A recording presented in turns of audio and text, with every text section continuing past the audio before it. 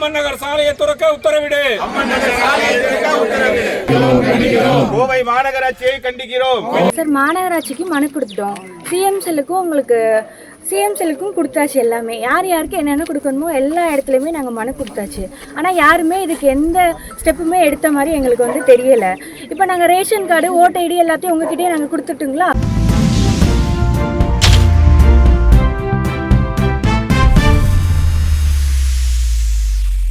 கோவை போத்தனூர் அருகே உள்ள அம்மன் நகர், கதிரவன் நகர், உதயம் நகர், எலைட் அவென்யூ உள்ளிட்ட குடியிருப்புகளில் வசிக்கும் 300க்கும் மேற்பட்ட குடும்பங்களை சேர்ந்த மக்கள் பல காலமாக பயன்படுத்தி வந்த 30 அடி அகல சாலையை சில சுயநலவாதிகளின் தூண்டுதலாலும் தவறான வழிகாட்டுதலாலும் எந்தவித விசாரணையும் இன்றி 30 அடி அகல சாலையை பூங்கா என தெரிவித்து ஒருதலைபட்சமாக கடந்த 4/7/2024 அன்று மாநகராட்சி அதிகாரிகள் சாலையை அடைத்து விட்டதால் மாநகராட்சியின் கவனத்திற்கு தெரிவிக்கும் வகையில் குடியிருப்பு வாசிகள் அப்பகுதியில் திடீர் கண்டன ஆர்ப்பாட்டத்தில் ஈடுபட்டனர்.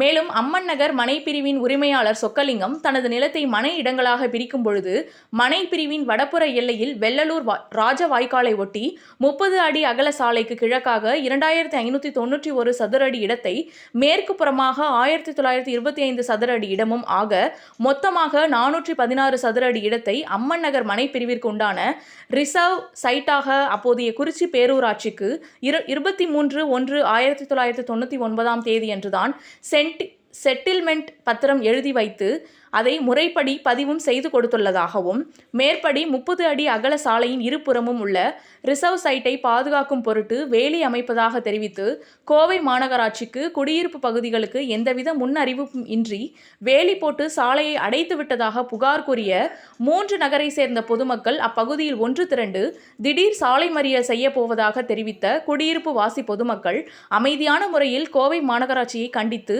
கண்டன ஆர்ப்பாட்டத்தில் ஈடுபட்டனர். மேலும் கண்டன ஆர்ப்பாட்டத்தில் கோவை மாநகராட்சி ஆணையாளர் இப்பகுதிக்கு நேரில் வந்து ஆய்வு செய்து சுமார் 300 குடும்பங்கள் வசிக்கும் பொதுமக்களின் பயன்பாட்டிற்கு சாலையை உடனடியாக திறந்துவிட உத்தரவிட வேண்டும் என்று கோரிக்கை வைத்து கண்டன ஆர்ப்பாட்டம் செய்தனர். கோவை மாநகராட்சி கதிரவன் நகர், உதயம் நகர், எலைட் அவென்யூ உள்ளிட்ட பொதுமக்களின் கனிவான கோரிக்கையை ஏற்று கம்பி வேலி போட்டு அமைக்கப்பட்டுள்ள சாலையை திறந்துவிடவில்லை என்றால் தங்களது ஆதார் கார்டுகளையும் ரேஷன் கார்டுகளையும் மாநகராட்சியிடம் ஒப்படைக்கும் போராட்டத்தை முன்னெடுக்க வேண்டி வரும் என மாநகராட்சிக்கு எச்சரிக்கை விடுத்துள்ளனர். அனைவருக்கும் அனைத்தும் என்று கூறும் தமிழக முதல்வர் பொதுமக்களுக்கு தேவையான சாலையை திறந்துவிட உத்தரவிட வேண்டுமென கோரிக்கை வைத்து ஆர்ப்பாட்டத்தில் ஈடுபட்டனர். மாநகராட்சி அதிகாரிகளின் கவனத்திற்கு தற்பொழுது 1 வருட காலமாக இந்த பாலம் மூடப்பட்டுள்ளது.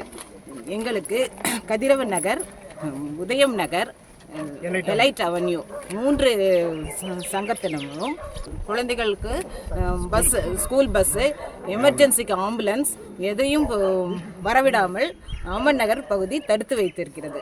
அதற்காக தாங்கள் உடனடியாக எங்களுக்கு ஏற்பாடு செய்து சாலையை திறந்து பொதுமக்கள் கவனத்திற்கு எடுத்து சென்று அரசாங்கம் உடனடியாக எங்களுக்கு நடவடிக்கை எடுக்கணும். நாங்கள் ஆர்டிஐலையும் போட்டு இன்ஃபர்மேஷனும் கலெக்ட் பண்ணியிருக்கோம்.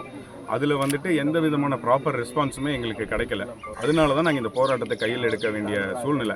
கிட்டத்தட்ட ஒரு வருஷமாக இதை அடைச்ச பின்ன நாங்கள் இந்த போராட்டங்களை டிஃப்ரெண்ட்டாக கார்பரேஷன் ஆஃபீஸ்க்கும் முதலமைச்சர் செல்லுக்கும் எல்லா இதுலேயும் இருக்கும். ஆனால் அவங்க சவுத் கார்பரேஷனுக்கு தான் டைரக்ட் பண்ணி விட்றாங்க. அங்கேருந்து எங்களுக்கு வர பதில்கள் சரியான பதில்களாக இல்லை. பசங்கள்லாம் இந்த வழியில தான் ஸ்கூலுக்கு போகிறாங்க வர்றாங்க. நாங்கள் இந்த வழியில தான் எல்லா ஆட்டோ, ஆம்புலன்ஸு எல்லா வசதியும் இப்படி தான் போயிட்டுருக்குது.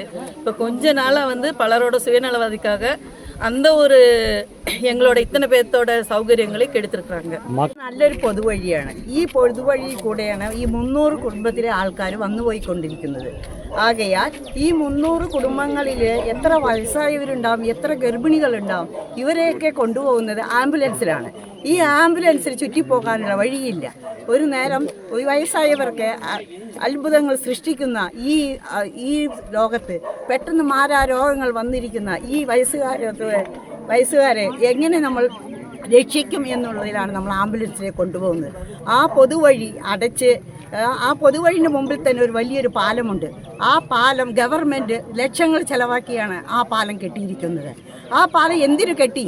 ആ പാലം കെട്ടിയിരിക്കുന്നത് ഈ പൊതു റോഡിന് വേണ്ടിയാണ്. ആ റോഡ് അടച്ചാൽ പിന്നെ എന്തിനാണ് ഈ ഗവൺമെൻറ്? 2026 சட்டமன்ற தேர்தலை புறக்கணிக்க முடிவு எடுத்திருக்கிறோம். அதில் எங்களுக்கு அதற்கு முன் எங்களுக்கு இதை பாதையை திறந்துவிட தமிழக அரசும் மாநகராட்சி நிர்வாகமும் நடவடிக்கை எடுக்கும் என்று நம்புகிறோம்.